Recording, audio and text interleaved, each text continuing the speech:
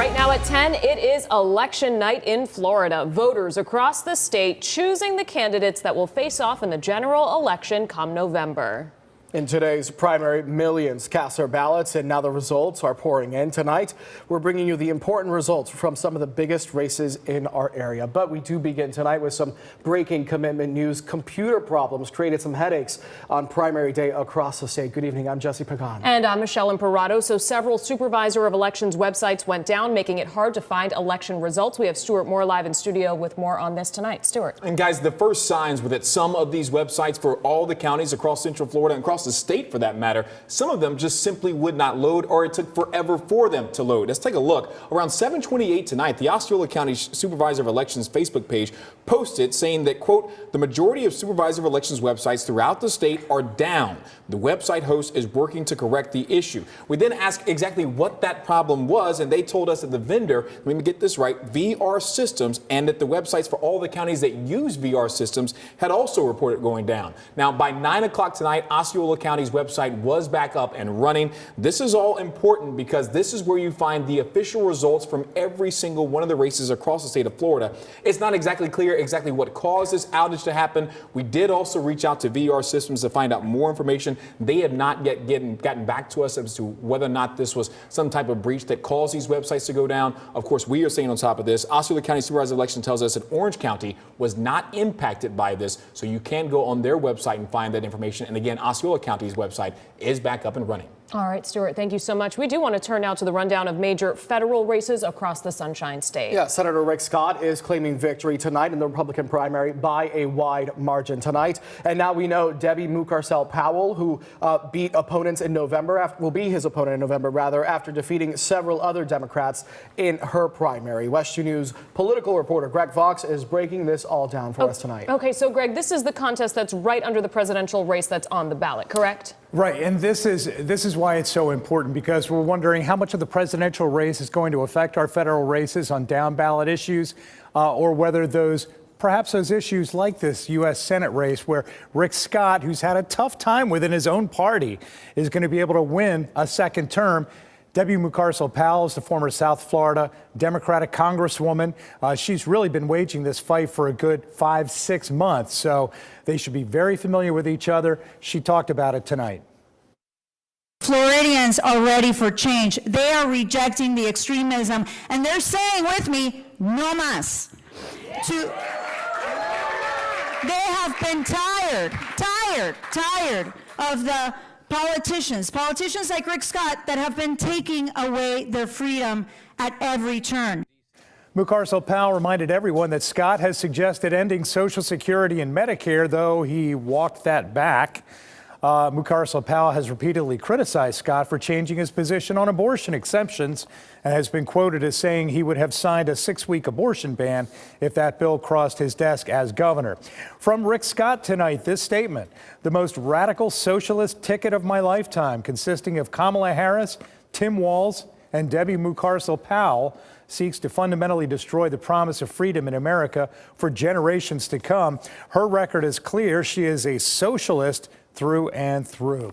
Moving on to other congressional races tonight, and we're going to start at the top of Central Florida there in the Marion County area, which is the lower portion of District 3.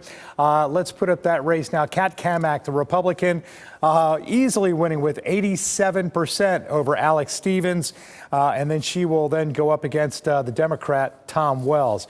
Over to Congress District 6. This covers the rest of Marion County, as well as all of Flagler and part of Lake and Volusia counties. Michael Walz, more than 82% there over John Groh.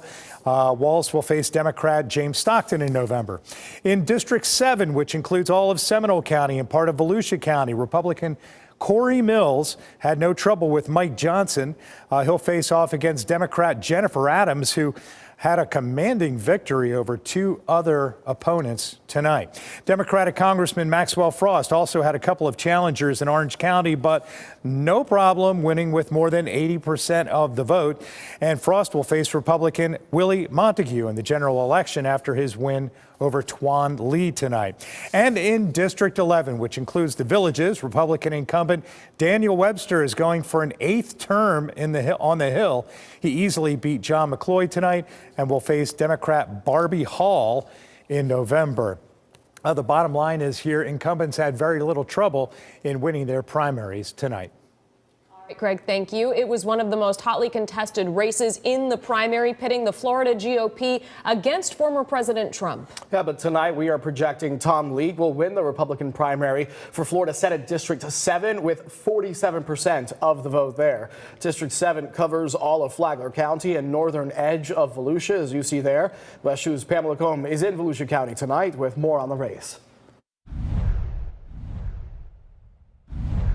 State Representative Tom League declared victory Tuesday night in what has been the most expensive race in Florida history. The Republican candidates were State Representative Tom League, former St. Johns County Sheriff David Shore, and financial advisor Gary James. Tom League was backed by several Florida Republicans, including Governor Ron DeSantis and all the sheriffs in the county the district covers. Meanwhile, David Shore had the endorsement of President Donald Trump. The two had been battling it out with TV ads and mailers, slamming and attacking each other for months. State Rep League will now face George Anthony T. Hill in November. Reporting in Volusia County, Pamela Combe, West 2 News. In a big upset, the incumbent Seminole County Supervisor of Elections, Christopher Anderson, lost to Republican challenger Amy Pennick. Pennick will now face Democrat Deborah Pulalian in November. Pennick, donor and supporter, sued Anderson last week, accusing him of posting materials at voting locations that show his name and logo. The lawsuit claimed it was illegal campaigning. In Marion County, we are watching as the results slowly come in for the Marion County Sheriff's Office race. Right now, incumbent Billy Woods is ahead of challenger Milton Busby Jr. And the other big race in Orange County was the Democratic primary for Florida Senate District 15. So the incumbent Geraldine Thompson faced a surprise challenge from her former friend Randolph Bracey, and West 2's Gail Pascal Brown talked with Thompson after her big win tonight. Geraldine Thompson has won another term in the Florida Senate. She beat out State Senator Randolph Bracey for the Florida Senate District 15 in a contentious race. Well, I'm glad that this race is over. It's been very troublesome. It's been unnecessarily nasty, but I think it was very decisive. Thompson held a watch party at CB Bistro and Jazz in Metro West Tuesday night. Thompson and Bracey, both Democrats, were the only people running for the seat, so the primary was open to all voters. The constituents in Senate District 15 were very clear about the choice that they wanted to make and what they wanted to communicate, and I'm excited about continuing to serve them. We did contact Randolph Bracey early on to find out if he wanted to make any comment, but he said he would be watching the results at his home with his family. As far as the results in Orange County, the Supervisor of Elections was pleased with the numbers even before the polls closed. We had a successful primary election thus far. We had over 50,000 people cast their ballot by mail. 30,000 plus voted early voting. More than 32,000 people in Orange County voted before the polls closed, and then after they closed, the canvassing board was in place to review any questionable ballots. In Orange County, Gail Pascal Brown, West 2 News.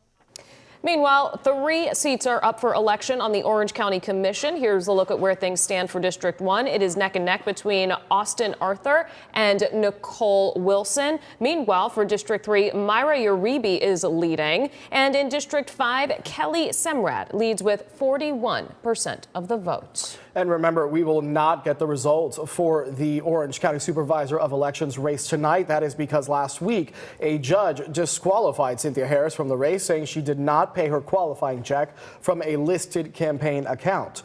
The 3 remaining candidates, Democrats Karen Castor-Dental, Dan Helm, and Wes Hodge, will face off in the November general election. And in Osceola County, we are following 2 big races for House District 9 and then the race for State Senate in District 25. We have West 2's Megan Mulatto taking a look at the candidates heading to the general election.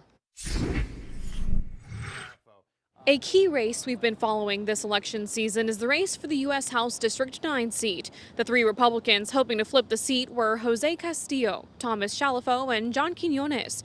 Chalifo ultimately taking the lead, meaning he will face incumbent Democrat Darren Soto and independent candidate Marcus Carter in the general election in November. A lot of big names were also vying to move forward in the Florida Senate District 25 race, including Democratic candidates State Representative Kristen Arrington, former Congressman Alan Grayson, and Carmen Torres, the wife of the outgoing state senator Victor Torres, and Republican candidates John Arguello and Jose Martinez. Voters have chosen Democrat Kristen Arrington and Republican Jose Martinez to go head-to-head in the general election in November. They shared their top priorities are to make life more affordable for Floridians, at least for Central Florida. We can do that many different ways. I think the number one way we can do it is vote Joe Biden out of the White House and allow our president, Donald Trump, to come back in and stop this nonsense, particularly this inflation that's taking us skyrocketing prices. The first bill I would file is a bill I filed this last session. It got through 2 committee stops in the House, but died